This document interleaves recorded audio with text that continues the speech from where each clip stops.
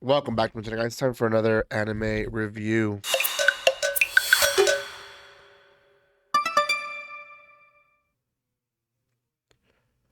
Welcome once again. It's gonna be a big one because it had 25 episodes. That's gonna be Shangri-La Frontier. Um, if you haven't heard of this series, you're missing out. It's a really good series. I'm only gonna hit about 5 characters of the series, but just know there's various characters that do show up and keep showing up here and there that maybe didn't get as much airtime as probably these top 5 that I'm gonna mention. But just so you know, I'm going to give you a brief review on it, and that does not justify how good this series is. So to try it yourself, I do think that you would enjoy this series. Now, before anything else, if you haven't done so by now, make sure you subscribe to my channel. Give some love by commenting, liking, and sharing. I am trying to review more stuff for you guys. Probably this is already airing in the summer, so guys, check out the other stuff that I'm releasing. A lot of this stuff is pre-recorded, so make sure you support the channel by commenting, liking, and sharing, but also checking out the newer stuff as well, because not everything's pre-recorded. Some stuff I do record and post as I go, but stuff like this, it usually is pre-recorded. So anyways, Shangri-La Frontier follows the life of Rakudo Hisatome, and Rakudo Hisatome is better known as Sunraku.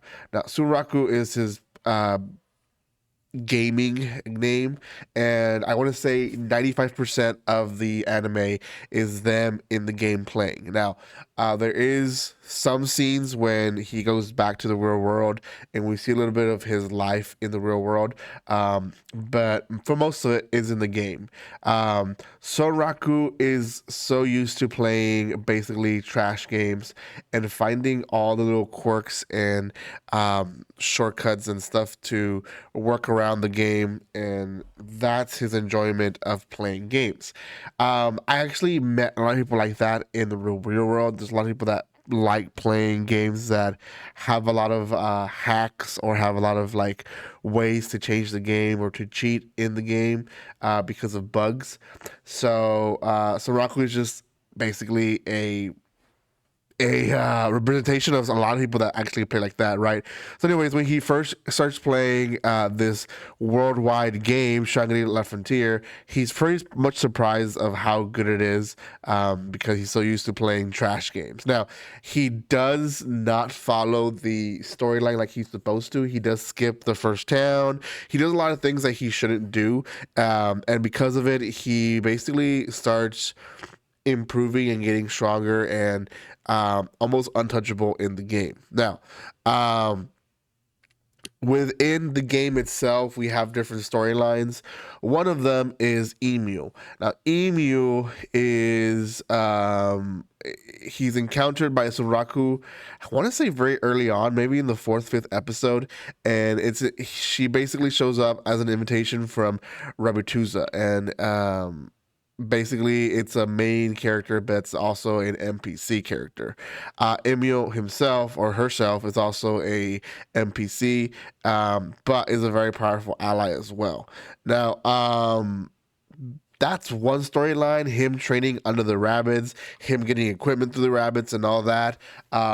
We also see Emil essentially they grow together almost in a way, because without Emu, I feel like he would have basically just been done with the game very early on in the anime. We have 2 other characters that basically they show up in the beginning, but they don't really become main characters until probably episode 13, 14, when they start battling a specific type of monster that they're trying to defeat. And I'm talking about a guy and a girl character. Both characters we meet because he basically still goes to trash games once in a while, and these are 2 characters that basically come from the trash games. One of them is a girl called Amane, and basically she's like the number 2 player of a previous game that he had played. She recruits him and the other friend, Mr.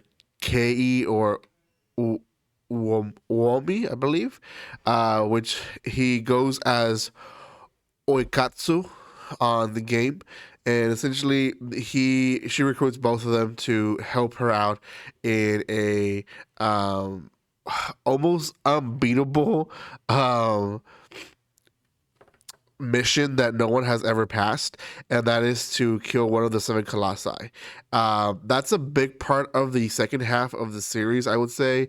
And in fact, at the end of it, it just kind of seems like the rest of the episodes are just kind of preparing us to the second season. So a lot of it really is just that. The last character that is so reoccurring, I would say almost every episode we see her, is Rei Saiga. She goes as the name Saiger Zero on the game, but essentially she bought the game because she has a crush on Soraku in real life, in IRL. So she doesn't know how to really speak to him, so she basically gets advice from the game store manager, and she tells her that she should buy the same game and basically try to play with him or fight him in the game and play with him, and that's what she does. um, First, a few encounters, they're very funny because he thinks that she's basically going after him or attacking him, and eventually she figures out how to show him that no, she's there to just play with him, and eventually he starts inviting her to things and stuff like that. So um she very much is, I want to say, like the best side story that we get from the entire series.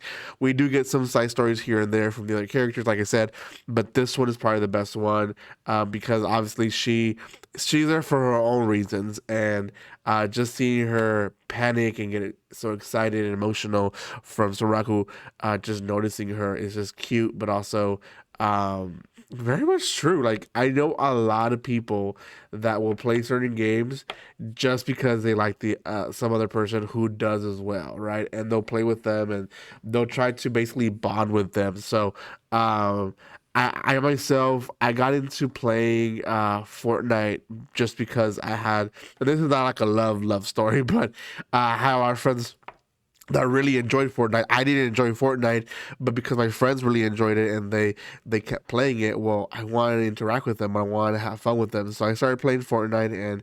And still not good at Fortnite. Still not my favorite game, but I enjoy it because I'm playing it with someone. So a lot of the series is just like that.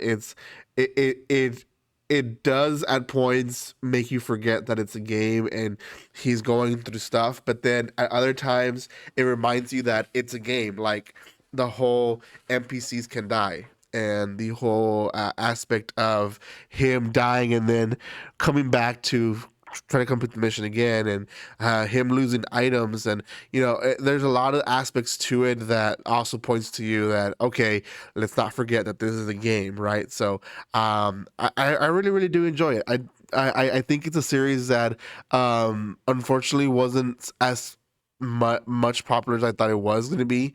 So yeah, help me push it out so more people can watch it.